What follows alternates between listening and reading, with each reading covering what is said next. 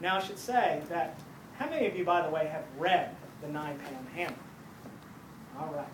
And how many of you have read the Wolf?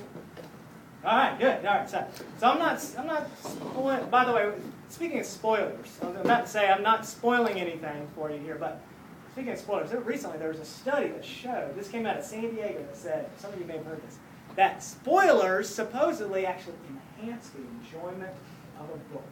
They spoiled the ending of these books for people and supposedly enjoyed the books even more. So, based on that research, there might be a few spoilers here. But one of these spoilers is that one of the characters who is central to the stories is a young boy named Conker.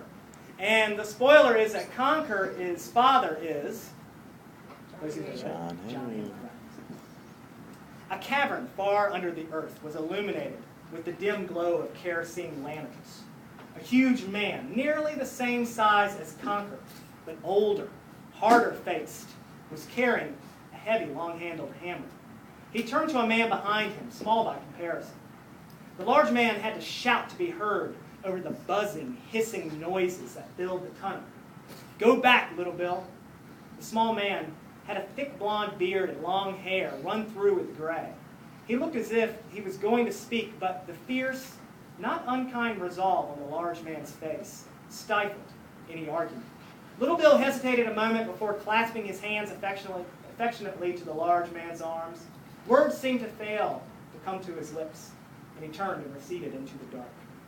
Alone, the large man with the hammer held up his lantern.